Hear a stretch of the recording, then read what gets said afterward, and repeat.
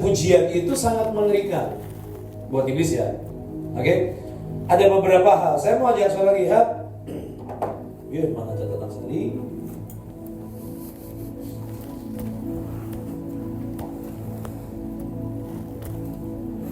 Di Mazmur 40. Maafkan saya, mari tolong buka di Wahyu 15.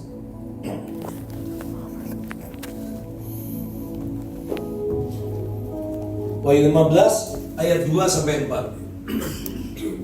Dan aku melihat sesuatu bagaikan lautan kaca bercampur api, dan di tepi lautan kaca itu berdiri orang-orang yang telah mengalahkan binatang itu.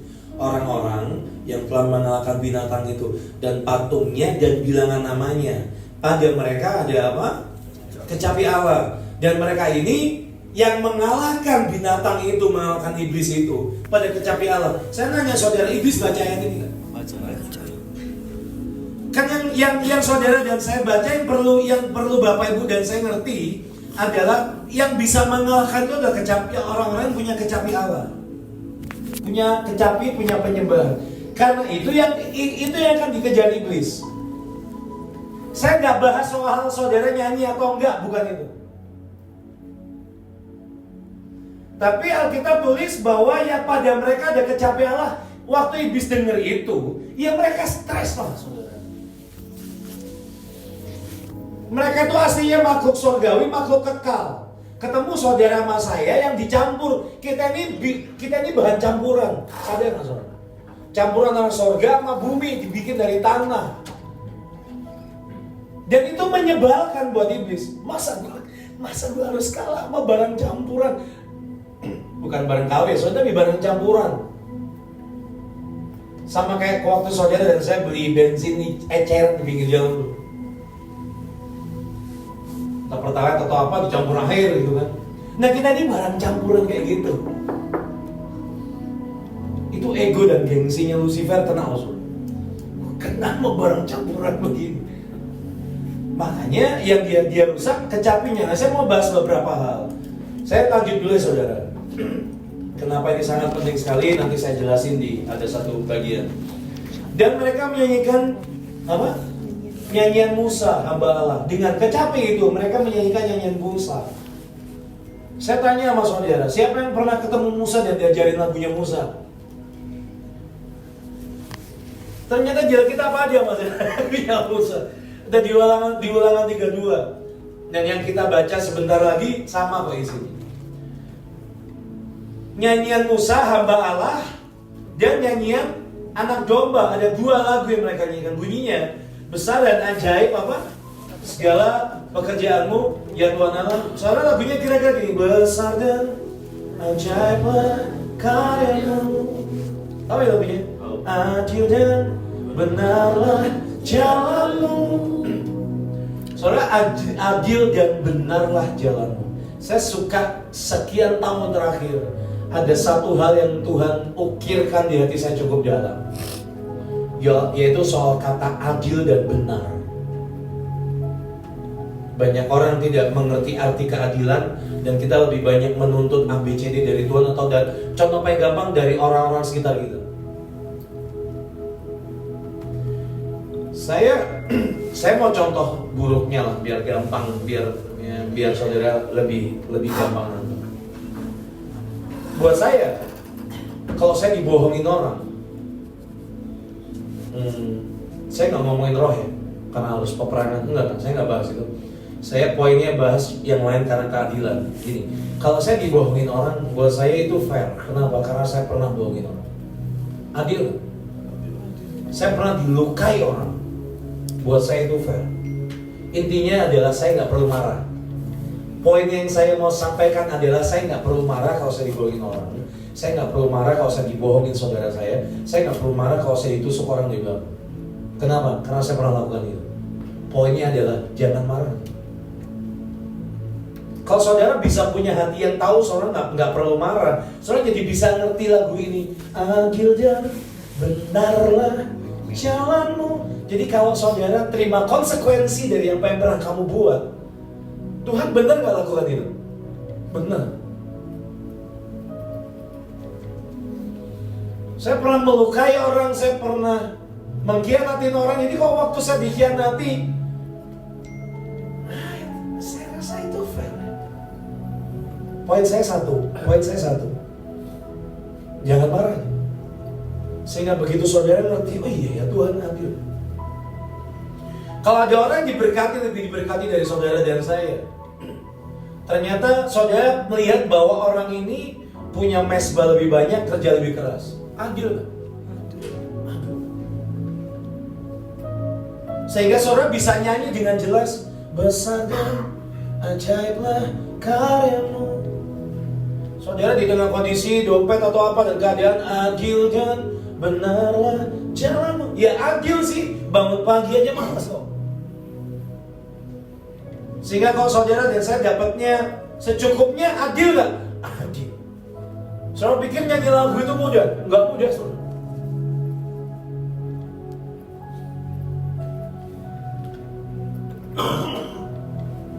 Urusan tabur menabur lah, sesederhana begini. Tidak akan ada tuaian kalau nggak ada taburan, sesederhana itu. Kalau saudara nuai, tapi saudara nggak nabur, namanya maling. Ini milikku, itu wah itu berhak untuk terima ya apa penghukuman punishment apa ya, itu berhak lah. Oke lah konsekuensinya. Tidak akan ada tuaian tanpa taburan. Jadi kalau saudara merasa, oh saya harusnya berhak menerima ini itu Tuhan, mana aku? Nah, taburanmu udah ada, kamu udah nanam sesuatu enggak?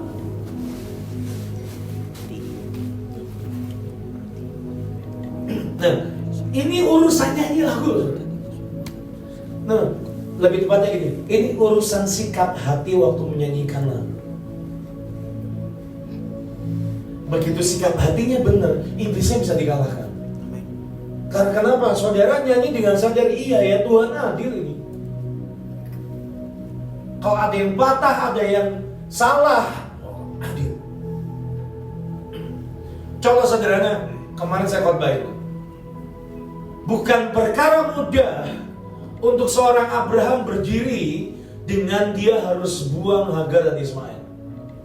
Saya orang yang sangat percaya tidak ada satupun papa di dunia ini sejahat-jahatnya, se-error-errornya yang pengen buang anaknya menurut saya. Basic di hati terdalam itu kasih dan cinta itu gede. Meskipun soal dengar berita anak diperkosa papanya, anak laki dijual mamanya, saya orang yang sangat percaya di dalam hati terdalam mereka.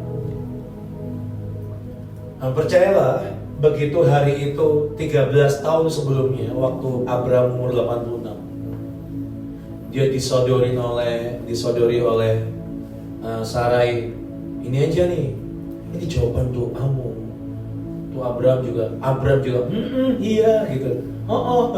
Disikat aja. Dan hari itu 13 tahun kemudian Tuhan baru muncul. Hari itu saudara kalau baca ayat Kejadian 16 ke Kejadian 17 ayat 1, itu jaraknya 13 tahun. Saudara bayangkan 13 tahun gak ada hadirat Tuhan, gak ada firman Tuhan.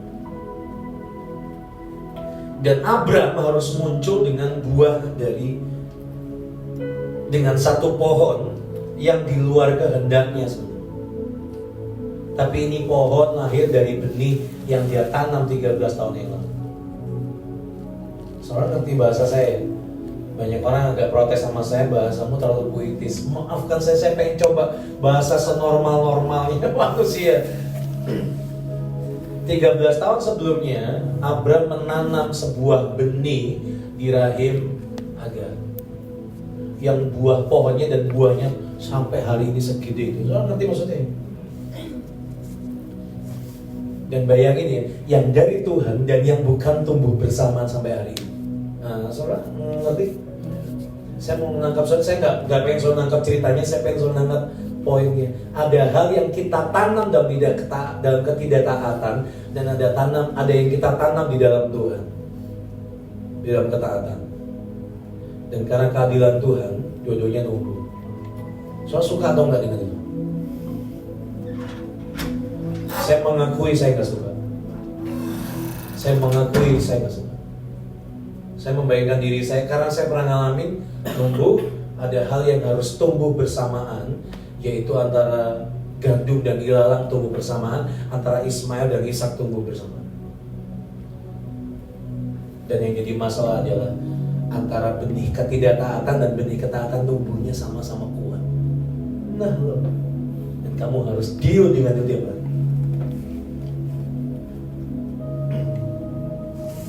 Tapi karena Musa bisa balikan itu dengan berkata, adil Tuhan. Hari itu karena ketidaktaatan bapakku ini, dia harus perangi semua pohon-pohon benih Abraham sama Hagar ini. Dan dia bisa nyanyi, adil. Menurut saya berani berkata bahwa Abraham pun bisa berkata adil. Sorry, saya masih pakai kata Abraham. Sebagian Tuhan ubah jadi Abraham. Itu di hari dia bisa berkata, dia datang di hadapan Tuhan, dia ketemu Tuhan, dan Tuhan, seandainya engkau membiarkan Ismail tetap hidup. Soal baca di Kejadian 17 ayat 16 atau 18, itu dia kasih tanda seru. Seandainya itu ngamuk saudara. Kayak kasih tanda terus seru itu paling gak tegas. Seandainya kau mengizinkan Ismail tetap hidup. Dalam tanda kutip, Tuhan gak minta seandainya Tuhan tetap mengizinkan Ismail tetap sama dia, tapi kan suruh lepas, suruh usir. Ada benih-benih yang kita pernah tanam, entah itu karena dosa, karena gak tahan, gak sabar, karena malu, karena ego, karena gengsi, dan mungkin hari ini tumbuh bersama. Dan yang buat saya ngajaib dari orang ini adalah dia berkata, adil Tuhan. Kalau hari ini pohon yang ini sama yang ini tumbuhnya sama-sama, Tuhan adil. Pohon yang satu menghasilkan buah, pohon yang satu menghasilkan buah berduri, Tuhan adil.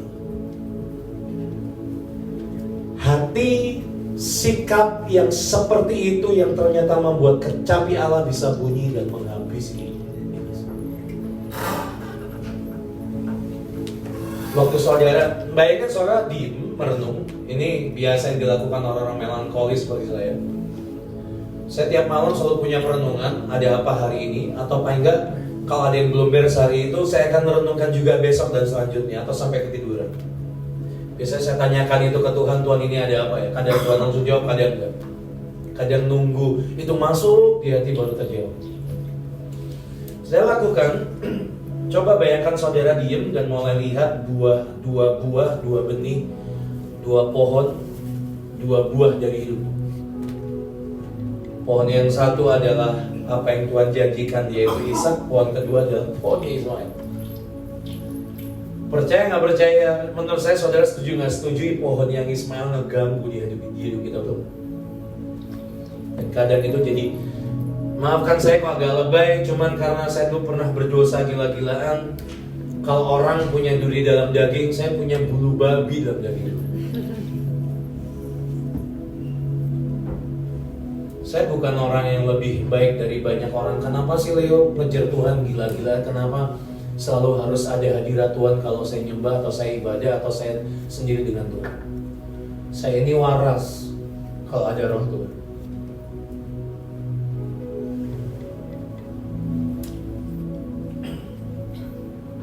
Saya ini bisa handle banyak hal kalau ada roh. Kenapa? Saya pernah tumbuh dengan pohon Hagar Ismail yang namanya putus asa. Dan apa-apa pengennya kabur, apa-apa pengennya live group, apa-apa pengennya kabur, pergi, hunting bareng, pergi.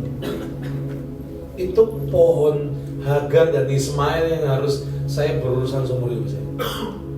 Kadang begitu dia numbuh, saya patahin atau saya potong.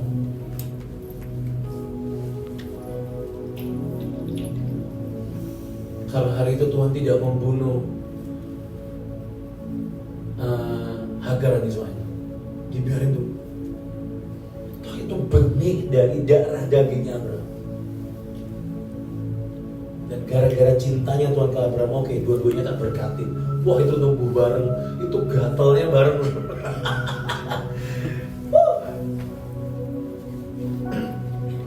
Dan hari itu, dan bayangin saudara, ada dua pohon di hidupmu, ada dua benih yang jadi sudah mulai berpohon, mulai bertunas, mulai berbuah. Pertanyaan saya adalah, bisa nggak saudara dan saya berkata, engkau adil, engkau benar, aku begini nih, engkau memang benar. Kok sepertinya jalanku ada jalanku yang agak-agak pincang. Aku tahu engkau benar. Saudara bisa set hati seperti itu, saudara angkat tangan aja dan sembah dan berkata, besar dan ajaiblah karyamu. Percayalah, itu seperti tema yang saudara beri hari ini, itu akan menyukakan hati dan memikat hati. Karena kamu bisa setuju dengan apapun yang Tuhan kerjakan di hidup saudara dan saya.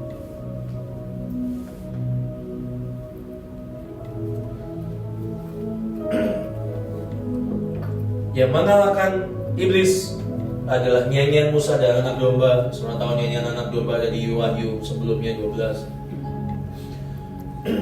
Ada di Wahyu 12, tapi juga di Wahyu ditulis tentang nyanyian tentang anak domba, lagu tentang Song of the Lamb.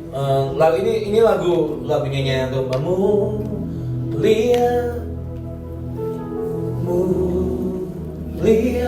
Ini judul lagunya Song of the Lamb.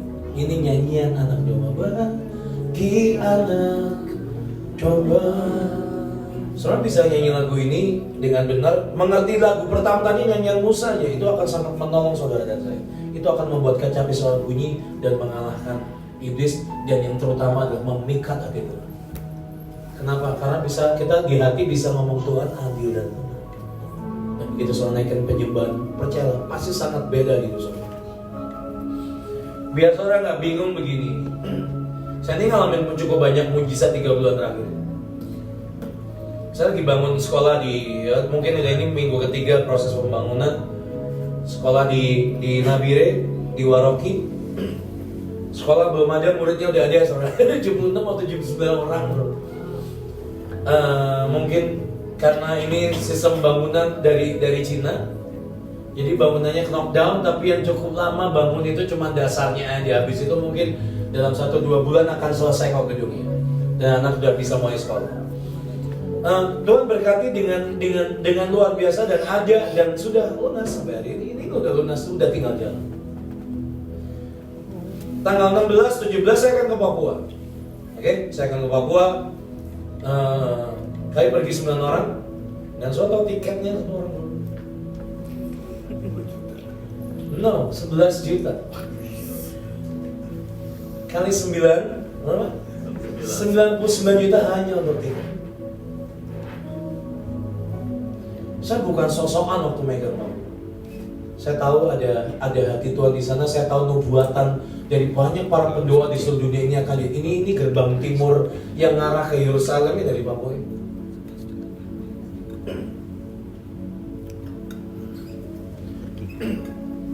Saya ini jerit tuh saudara, ini punya doa itu jerit. Kenapa? Karena saya tahu saya nggak punya modal itu.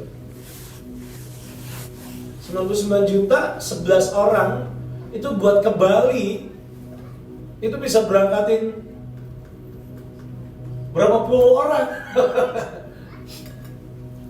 Ke Cina aja, saya kemarin ke Cina cuma berapa gitu PP. Mahal ya. Tuhan benar buat saya. Orang lain mah pegang 1 provinsi, saya 4. Bukan gaya-gayaan. Tadinya provinsinya cuma 1, tapi pemerintah dipecah 4, ada pemekaran. Aduh, saudara. Dulu enak grupnya cuma 1, sekarang grup 4. Dan percaya jadi gembala itu ada yang sini lagi pusing, yang sana lagi mules. Ada yang sana lagi berantem, yang sana lagi nggak punya uang. Ada gantian lah sini, yang sono sembuh geser sini, yang sembuh geser sono. Terus menerus, kadang kalah saudara. Jadi curhat ya. Saya turunin tone saya sendiri biar saya nggak kayak curhat. Jadi saudara, ini kayaknya palsu banget ya. Enggak lah, biar saya tenang, biar saya juga ngerti. Ya sejujurnya itu tiap hari kadang. Kok dibilang restless. Tapi balik ke ayat tadi, engkau setia dan benar. Kamu kalau saudara dan saya nggak pengen pusing, mari jadi pegawainya Indomaret. Yang gaji UMR atau gaji segitu saya nggak tahu, setahu saya nggak banyak banget. Lo cuma tinggal ikuti instruksi dan perintah.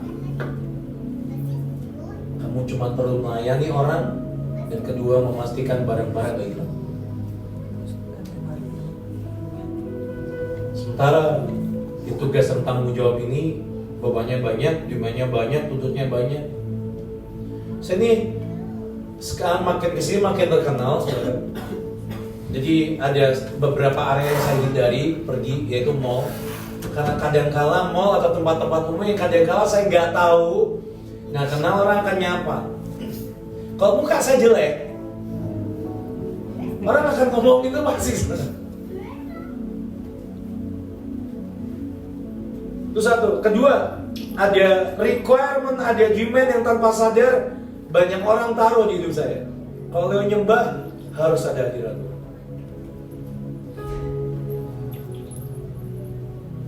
So pikir gendong itu mulai.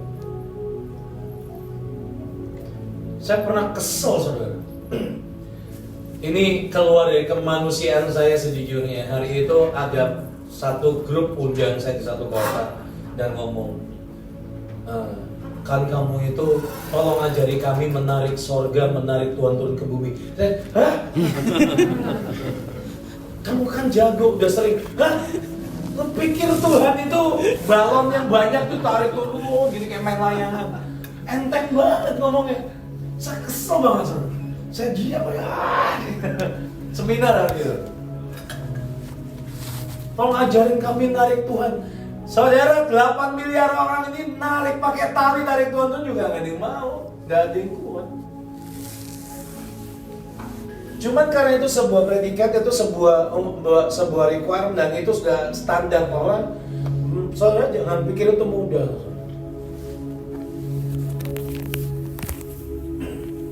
Cuman buat saya deal dengan hati dan saya konsekuen dengan panggilan saya. Tuhan adil dan benar. Jangan Bapak Ibu pikir kalau berdiri begini buat saya mudah. Enggak, saya memastikan gak ada yang basi keluar dari hidup saya. Saya khotbah puluhan kali, tiap belasan kali tiap bulan. Saya ngulang khotbah aja, saudara udah tahu pasti di YouTube kan ada dia di doa bokor di pagi udah. Khotbahin lagi, ulang. Saya kan harus memastikan Tuhan mesti ngomong apa nih. Saya harus memastikan gak ada yang basi. Nah, poin saya satu, saya konsekuen dengan calling ini. Dan saya mau menikmati. Karena kalau saya nggak menikmati dan kalau saya nggak konsekuen, nggak kebayar itu tiket 9 orang. Mau bayar pakai apa?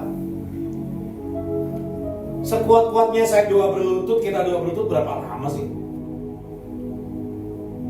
Siapa yang lebih suka Instagram daripada doa? Nah, ada cuma saya doang gitu. Oh dia tanggal, terima kasih datangnya. Oh enggak ya? TikTok gitu. Aku lebih suka tinggal di dunia khayalan, berharap kita ini punya Pajero balok 20 di remem dan punya gini, kita berharap punya rumah kira-kira di komplek ini di Alam Sutra lah. Taman ada 4, luasnya 400, tanahnya 500 meter persegi, bangunannya 2000. Tingkatnya banyak banget. Berharap punya anak-anak yang sekolah di sini, kuliah di sana, di Harvard. Kalau nggak dapat Harvard lah. Pokoknya jangan di toko aja, jadi toko Harvard ya toko kue. Maksudnya yang kerja di sini punya toko kue boleh. Kita kan lebih suka tinggal di bayangan seperti itu. Nah, hari dimana Bapak Ibu dan saya bisa deal dengan itu akan jadi kekuatan yang sangat luar biasa. Saya akan ajak saudara lihat ada satu ayat lagi. Mari buka di Mazmur 40. Waktu saya sampai jam 4 ya, bakasan dulu ya. Terima kasih. Ya, saya harus pulang, ada rekaman soalnya. Mazmur 40 ayat 1 sampai 5 untuk pemimpin biduan Mazmur Daud. Aku sangat menanti-nantikan Tuhan, lalu Ia menjenguk kepadaku dan mendengar teriakku minta tolong. Saya nggak mau bahas tentang mendengar teriakku minta tolong. Kita lagi butuh bantuan. Iya, kita semua butuh Tuhan, butuh bantuan. Tapi ada hal yang saya suka, yaitu bagaimana Tuhan itu menjenguk. Oke? Di bahasa aslinya, He bent down and listen to my cry. He bent down. Soalnya Tuhan sekudus, setinggi, semulia itu, dia bent down. Dia tekuk badannya.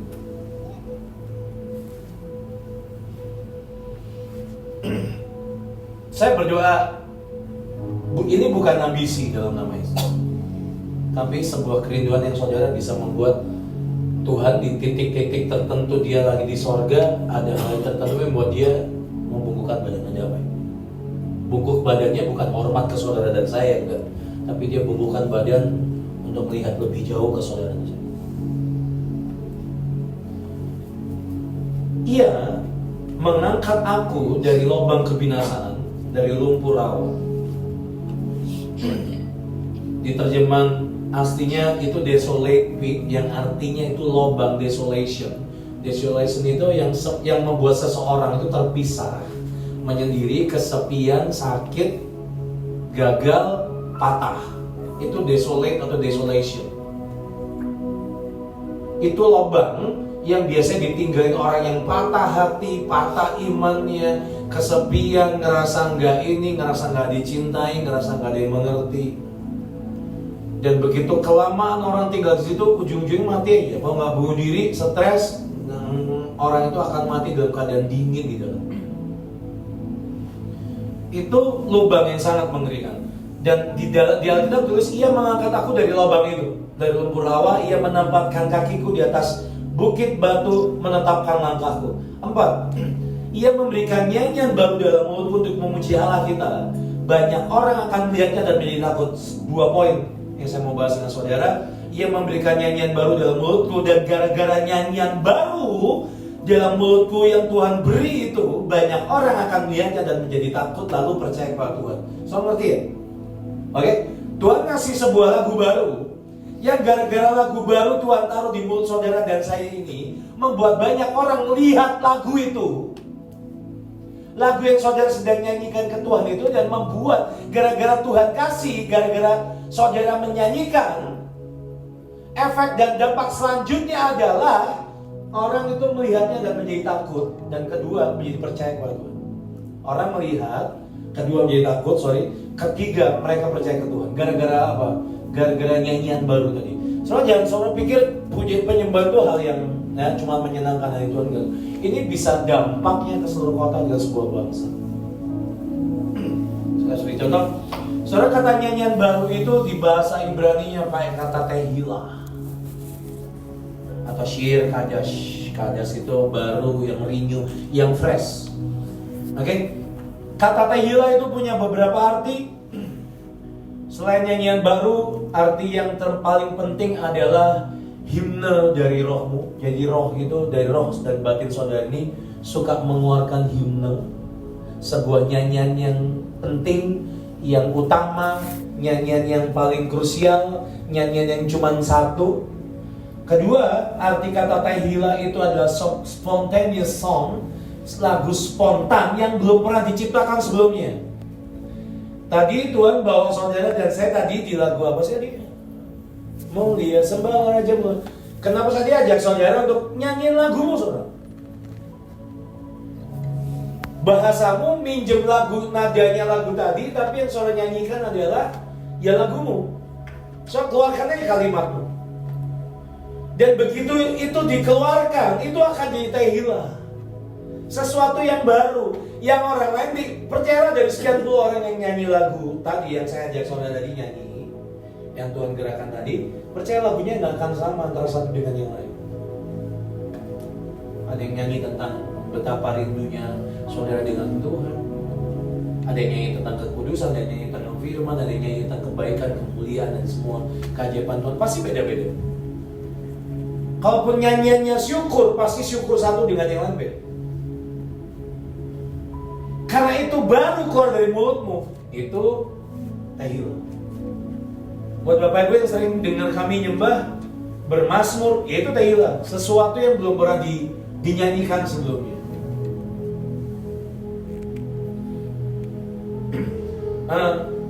Saya kaget saudara tadi nyanyi lagu ini. Kudus kudus di tempat tinggi. Chord nyanyi kurang dikit. Semesta tanti bernyanyi. Saudara, ini lagu ciptaan saya dapat liriknya 17 atau 18 Juni. Waktu Tuhan banyak bicara tentang nafas. So bisa membayangkan gak sih berdansa dengan nafas Allah? Nafas diajak dansa gitu. Ini bicara apa sih? Ini bicara soal jalan sama-sama. Jadi pasangan tanggulnya, pasangan narinya Tuhan jalan ke sini, ayo. Tahu Tuhan ajak loncat-loncat, tahu Tuhan ajak merendah-merendah, tahu Tuhan ajak diem-diem, tenang, tahu Tuhan ajak teriak-teriak, tahu Tuhan ajak ketawa-ketawa, tahu Tuhan ajak menangis.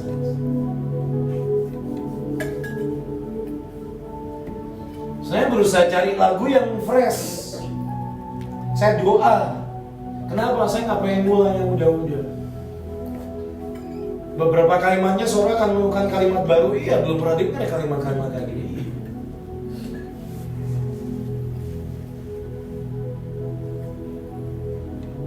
Karena itu tahiyul, something, benar-benar sesuatu yang fresh. Saya dorong saudara begini kira-kira. Saudara kapan sih terakhir kesaksian? Gini, kapan sih terakhir saudara punya kisah kesaksian Tuhan itu? Kalau itu dalam sebulan ini oke lah. Tapi kalau kesaksian terakhir kali Tuhan tolong atau lakukan sesuatu di hidup saudara itu adalah 3 tahun lalu, saudara masih cerita kesaksian yang sama 7 tahun yang lalu. Saya mau memastikan, maafkan saya kalau kita masih cerita kejadian yang dulu, belum pernah ada yang baru, kita ini basi. Kita perlu yang fresh, tahiyul. Kalau tes poster udah biasa, kali ini ayo tahiyul.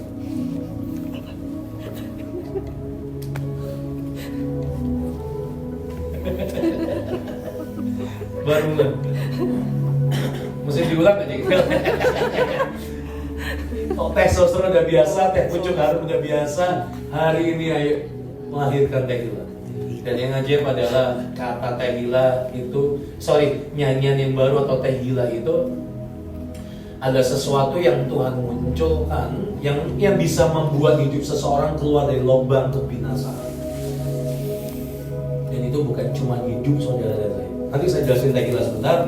Tapi yang terpenting adalah begitu saudara bisa mengeluarkan tahiyul, di ayat tadi ditulis banyak orang akan melihatnya dan menjadi takut. Itu yang keren. Lalu percaya kepada Tuhan. Saudara, calling ini tahiyul itu bukan tugas penyembah, bukan tugas pemusik, tapi tugas para penyembah.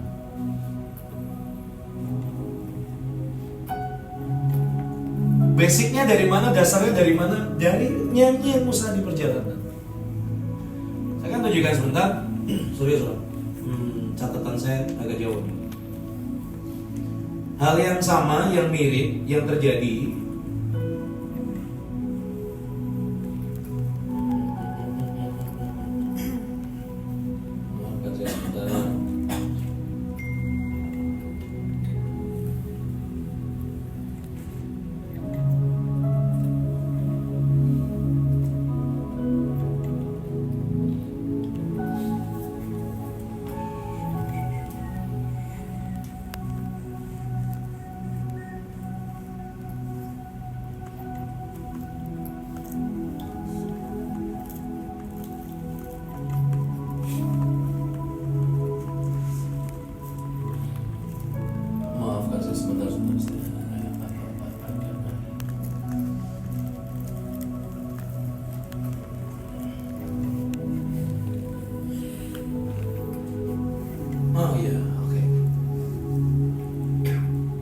1 Tawarik 25. Satu Tawarik 25 ayat yang ke-7.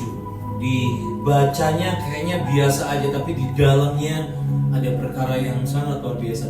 Jumlah mereka bersama-sama saudara-saudara mereka yang telah dilatih bernyanyi untuk Tuhan. Oke? Kata telah dilatih bernyanyi untuk Tuhan, saudara garis bawahi. Mereka sekarang adalah ahli seni, ada 288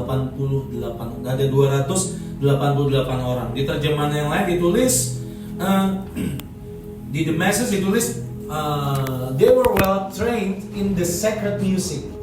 Mereka ini orang-orang yang terlatih dengan sangat baik, dengan sangat ajaib di lagu-lagu sacred, lagu-lagu sakral. Oke?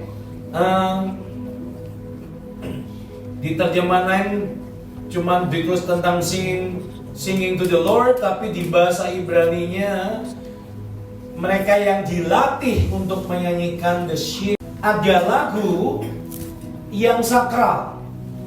Di terjemahan tadi, mereka yang telah dilatih bernyanyi untuk Tuhan itu diajarin, dilatih untuk menyanyikan lagu-lagu sakral, lagu-lagu khusus tentang nama-nama Tuhan. Sesederhana begini, kalau Bapak Ibu dan saya sedang hadapi masalah lah, contohnya kasih beberapa saudara punya potensi. Saudara bayangin saudara sedang patah hati, saudara sedang sendiri atau sedang alami sesuatu yang punya potensi merusak hatimu. Saudara punya dua pilihan. Saudara nyanyi lagu apa ya? Tak selalu Tuhan menjawab doa. Saudara nyanyi lagu ini di kamar, lampu dimatiin. Tapi terus apa? Beri yang terbaik di waktu yang tepat. Saudara kan nyanyi begitu kan bisa nyanyi itu kan, seperti pojokan, lampu gelapin, izinkanlah Tuhan untuk bekerja. Oke? Sekarang saudara ngalamin masalah yang sama dan saudara diem, saudara berlutut dan saudara nyanyi lagu.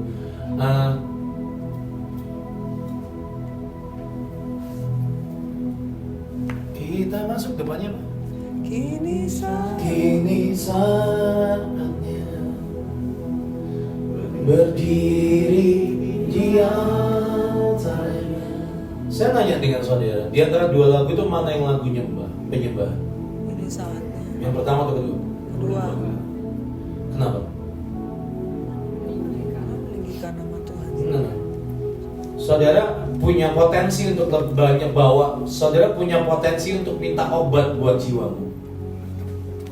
Atau saudara memutuskan untuk Tuhan, ini kesakitan ini aku mau ubah jadi anggur manis gitu. Setuju kalimat itu ya?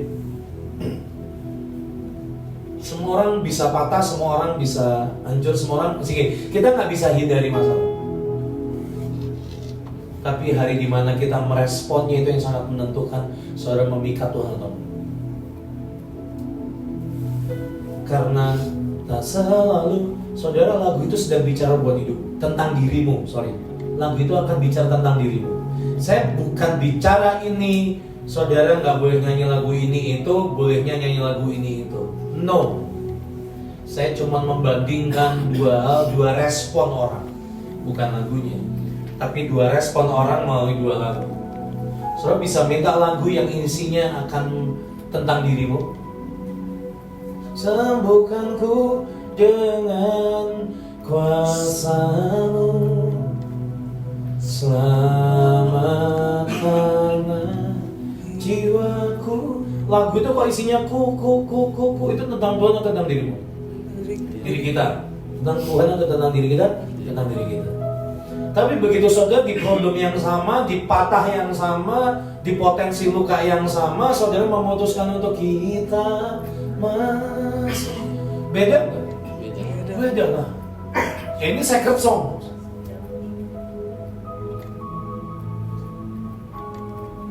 Sekali lagi saya suka kata deal with it atau konsekuen.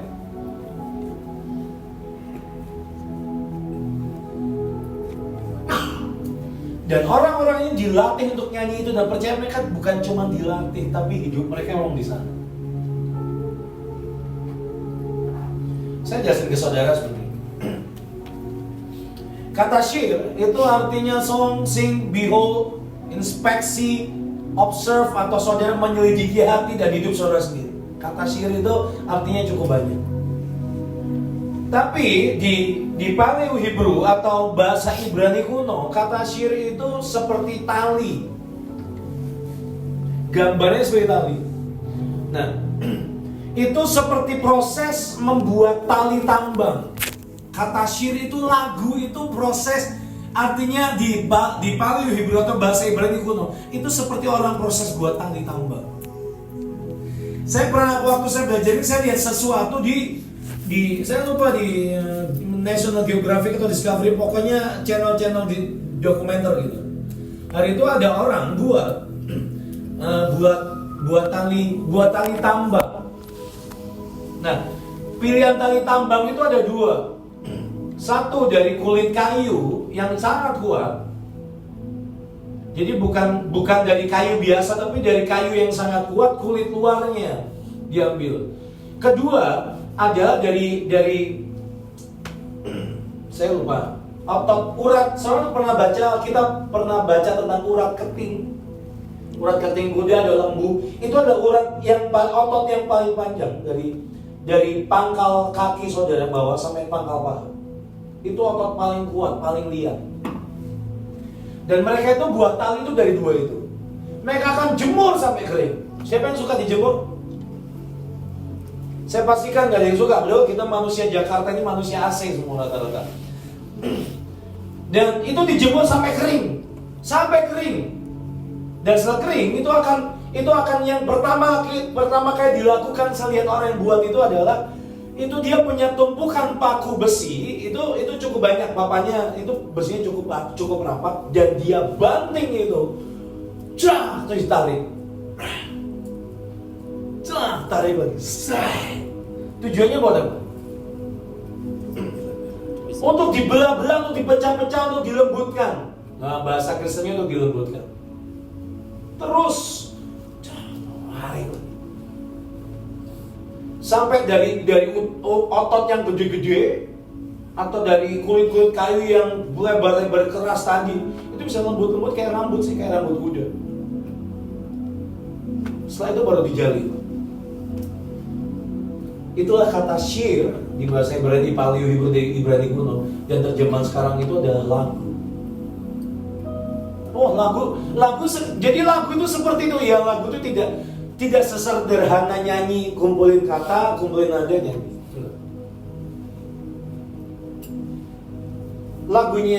Nyanyian Musa itu prinsipnya apa sih? Esensinya? Isinya kan di Ulangan 32 itu bagaimana dia melihat Tuhan, ngalamin Tuhan dari waktu di Mesir sampai keluar dari Mesir. Sampai dia harus memimpin bangsa Israel.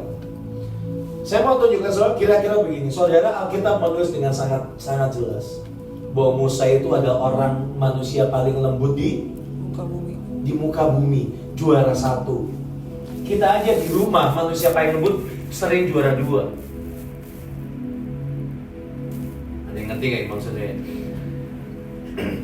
Musa itu manusia paling lembut di seluruh muka bumi. Kalau ada urutan klasemen, saya nggak tahu MU sekarang nomor berapa. Setahu saya Liverpool nomor 1, 13. Oh Tuhan Yesus, mesti pindah ya. Sekali lagi Liverpool itu paling Alkitabiah. Tagline-nya adalah "You'll never walk alone." Beri Alkitab berkata, "Aku menyertaimu sampai akhir zaman." Itu lebih Alkitabiah. Dia fansnya MU sudah. Kami beda cuma urusan itu. Dan hari itu sampai mana tadi? Gara-gara ngajakin MU. Oh ya, Musa itu klasemen nomor 1 di seluruh dunia dari sekian ratus juta peserta lomba lemah lembut. Dia nomor 1. Sementara saudara dan saya di rumah doang yang isinya cuma berapa orang, kadang nomor 3, kadang nomor 2, kadang nomor 3. Oke? Ngerti? Musa yang klasemen nomor 1 itu aja nggak bisa masuk tanah perjanjian. Sementara kita yang sering juara 2 di rumah.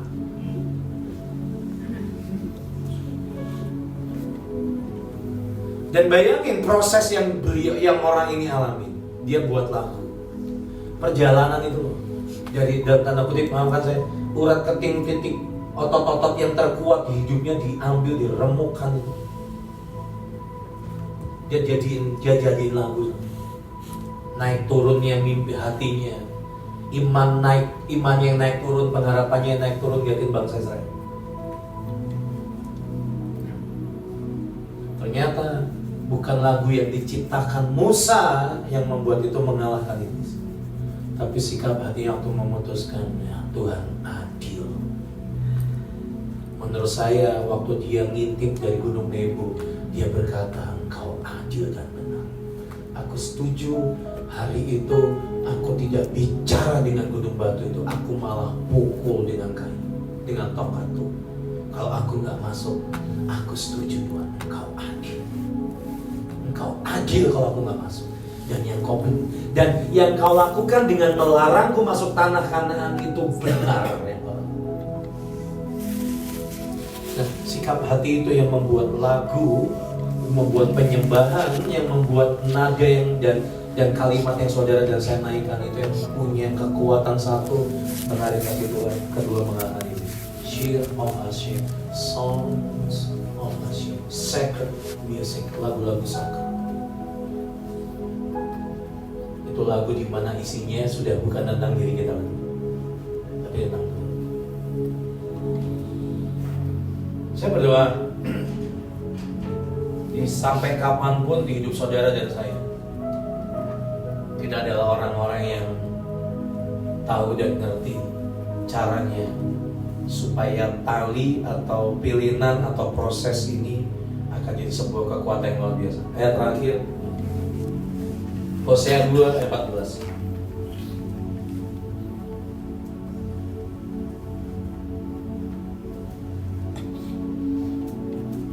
Saya berdoa saudara tarik ayat ini untuk hidupmu. Tapi saudara juga pakai ayat ini untuk punya kerinduan untuk doakan Tangerang atau bangsa Indonesia. Pakailah hal yang sama. Hosea 2 ayat 14, aku akan memberikan kepadanya kebun anggurnya dari sana, dan membuat lembah Akor menjadi pintu pengharapan. Maka dia akan merelakan diri di sana. Di mana? Di lembah Akor. Ini saya jelasin. Di lembah Akor dia merelakan diri. Saudara, lembah Akor itu punya artinya arti kata Akor, lembah Akor itu artinya adalah Great Depression, depresi besar yang bisa bikin orang stres. Itu kondisi di mana membuat gelombang di banyak orang. Itu punya kemarahan, punya penuntutan, punya emosi, punya moral yang makin menurun. Itu Great Depression. Senseless, careless, keadaan yang makin mengerikan. Itu Great Depression. Dan dia akan merelakan diri di sana. Di mana? Di lembah Akor itu. Seperti pada masa mudanya, seperti pada waktu dia berangkat keluar dari tanah Mesir. Bagaimanapun Hosea tetap belajar dari Musa. Saya akan bahas satu hal. Kata lembah Akor, Great Depression, akan menjadi pintu pengharapan. Kata pintu pengharapan atau door of hope di bahasa Inggrisnya. Kata hope itu di bahasa Ibrani pakai kata tikva, tikva, T-I-K-V-A, yang artinya apa? Tali yang sama. Tikva itu sama dengan syir kan?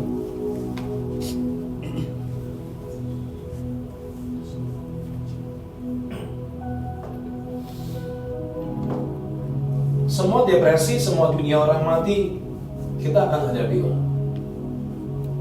Ada area-area mungkin kita nggak suka, termasuk konsekuensi dari hadirnya Hagar dan Ismail ini.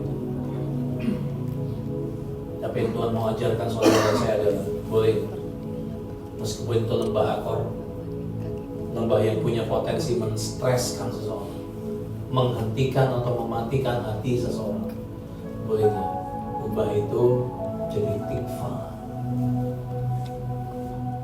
jadi pengharapan. Ternyata kata pengharapan atau tikva itu sama dengan kata dengan kata syir atau song, dengan lagu pujian penyembahan dengan kata-kata yang hilang dari mereka semua.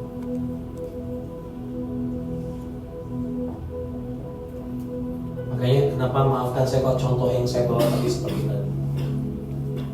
Saudara punya dua pilihan, mau nyanyi lagu tentang dirimu atau nyanyi lagu yang isi tentangmu. Itu akan mengubah bahkan lubang kematian dan kesepian itu akan jadi hadirat Tuhan, akan di tempat Tuhan tahta dari semua kemuliaan Tuhan diberikan. Poin terakhir begini, saya cuma mau tutup seperti ini, saudara. Saya dan saudara tidak bisa menghindari proses. Akan ada hari-hari di mana kita akan harus belajar merelakan diri sekali. Akan ada hari-hari di mana kita akan belajar untuk menaikkan yang murni, memilih trust, memilih setuju dengan Tuhan. Momen terbaik saya belajar sekian waktu terakhir ini adalah hari itu saya sedang doa nyembah dan saya ini tanya sekian hal ke Tuhan. Sebenarnya saya nggak nanya, tapi Tuhan tahu di kepala saya terlalu banyak pertanyaan, terlalu banyak pertanyaan buat beberapa hal. Tapi hari itu Tuhan cuma tunjukkan ke saya satu peristiwa antara Abraham dengan Ishak.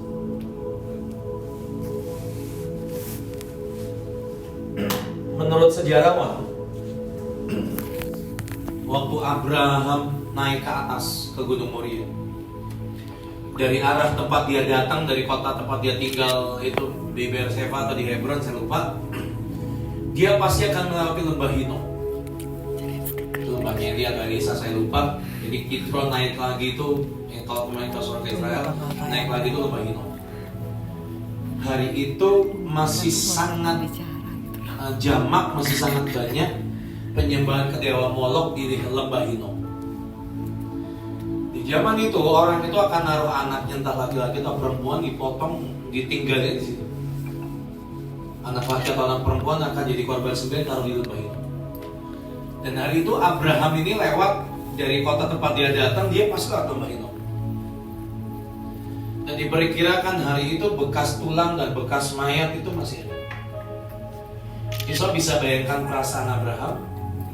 Dan kedua, saudara bisa bayangkan perasaannya Ishak waktu Ishak sambil jalan nanya ke papanya, Pak,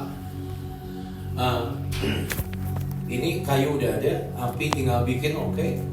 Pisau udah, lembu atau domba persembahannya mana? Saya bersyukur sih hari itu Abraham gak jawab, ya kamu selamat ya, gitu. Ada mungkin macam, selamat ya, Anda beruntung, gitu. Kebayang sih. Lotre. Hari itu Abraham sambil hancur hatinya, dia itu berkata, Tuhan menyediakan, untung dari awal dia ngomong begini. Jalan lagi lewati, ada bekas mayat, ada bekas tulang bulan. Tuhan, Pak, kambing dombanya mana? Tuhan ini. Sampai terakhir di atas, Pak, kambing dombanya mana? Abraham cuma ngomong dengan sangat jelas, dengan clear, dan dia berkata, ya kambing dombanya. Tuhan minta kamu. Dan hari itu Ishak ngambek, suara dia banting kayunya, dia pukul papanya, dia lari pergi. Dan sejak itu dia jadi artis di Hollywood.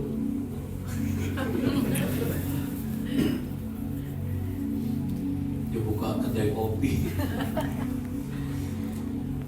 Soalnya nggak pernah dengar kisah itu. Tapi ada satu kata di Alkitab tentang praise atau thanksgiving, ucapan syukur itu pakai kata todah. Dan kata todah itu artinya selain praise, thanksgiving, ucapan syukur, ada satu kata yang keren sama. Artinya I agree, aku setuju. Menurut saya yang membuat Ishak hidupnya sangat ajaib seumur hidupnya. Hampir nggak ada drama-drama yang mengerikan sih. Tapi gara-gara satu, waktu papanya berkata, kamu kambing domba kamu korban. Dan Ishak berkata, Salman yuk, todah. this is my worship, tapi inilah agreementku. Aku setuju dengan pilihan Papa dan pilihan Tuhan. Banyak dari kita nggak setuju. Kita mungkin bisa berkata iya, cuma setuju. Hari itu saya cuma lihat penglihatan itu, dan hari itu saya cuma berkata iya, iya Tuhan, aku setuju. Dan itu yang mengubah hidup banyak. Dia naik ke mesbah, dia memberi diri. Aku setuju. Apa mau potong? Aku setuju. Kalimat ini nggak mudah. Saya mengucapkannya pun saya tahu, saya sadar dengan mudah. Hari itu waktu Ishak berkata seperti itu. Abraham setuju dengan Tuhan, Ishak setuju dengan Abraham, dan muncullah Jehovah. Tuhan muncul. Stop.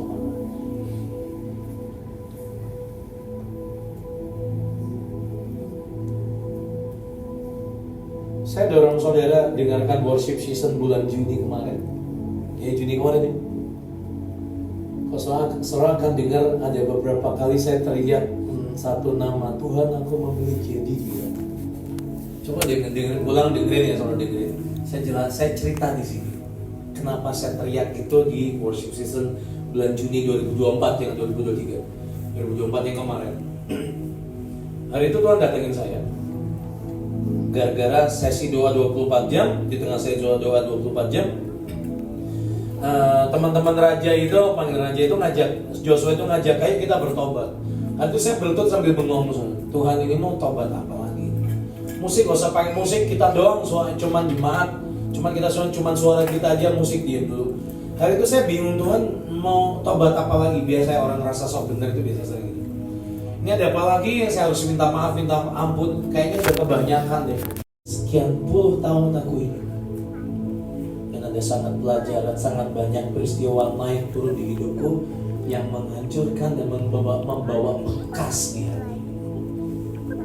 Hari ini tolong bilang Tuhan, aku pengen tenang dan shalom lagi. Aku pengen yang baik-baik aja. Tapi kekasihmu bilang dia pengen nama anakmu jadi dia. Dan dia berkata shalom. Aku pengen shalom. Dicintai Tuhan itu makan hati mulu. Dan akhirnya mereka bisa ketemu satu hari. Dan Daud tetap ngotot nama anak ini sama. Nama yang dia kasih ketenangan dan shalom yang dia pengen, yang Daud pengen, ujungnya toh selalu hilang. Peristiwa itu muncul di hati saya, di batin saya, dan hari itu saya ngomong ke Tuhan seperti ini. Oke Tuhan. Kalau saudara tanya, Leo, apa impian saya terdalam adalah saya pengen jadi pria baik-baik. Saya pengen jadi pemimpin yang baik, pengen jadi kakak yang baik, pengen jadi suami yang baik, pengen jadi semua yang baik. Gak usah aneh-aneh. Tanpa perlu drama, tanpa perlu struggle. Tapi hari itu saya ngomong ke Tuhan seperti ini. Aku memilih jadi dicintaimu itu lebih enak. Kalaupun harus ada kulit kayu kering dipecahin lagi, ya kalau boleh jamin ya. Saya nggak mau nolong Tuhan. Ada otot yang harus diambil. Saya nggak mau menolak hatinya. Saya juga nggak mau sok jagoan. Cuman kalau saudara pengen di hati saudara, kau pengen nyentuh hati Tuhan, boleh nggak lagunya berhenti tentang dirimu, tapi bunyikan tentang. Kalau saudara ngelewatin proses, ngelewatin peperangan, pertarungan, depresi, boleh nggak ubahlah di situ. Yang harus saudara bisa nyanyi, kalau aku. Kemarin kita punya lagu kebangsaan. Ini lagu kebangsaan kami karena beberapa orang ada yang patah hati bebarengan, ada yang putus bebarengan, ada yang tinggal di pacarnya. Saya sendiri juga lewatin beberapa momen gak mudah. Kita beberapa bulan lalu nyanyi lagu ini dengan segenap hati banget. Sekali Yesus, selamanya Yesus, harapan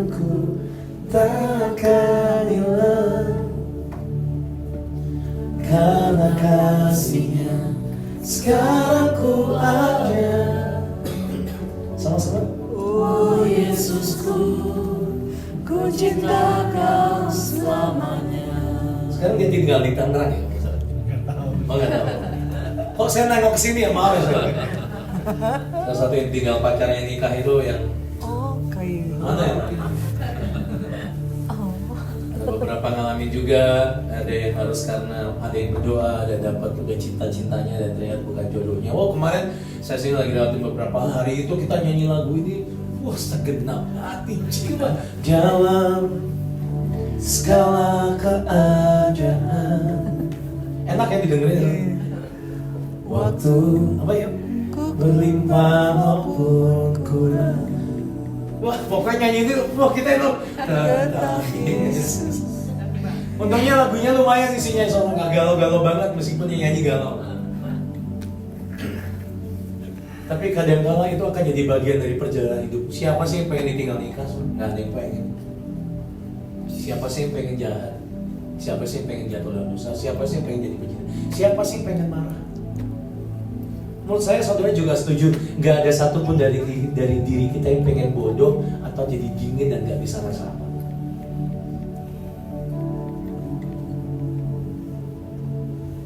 Tapi boleh nggak kalau saudara sedang dijemur atau sedang direnungkan supaya halus, tujuannya cuma satu, mengubah lembah akor tadi jadi lembah pujian, dan itu yang akan mengalahkan binatang itu.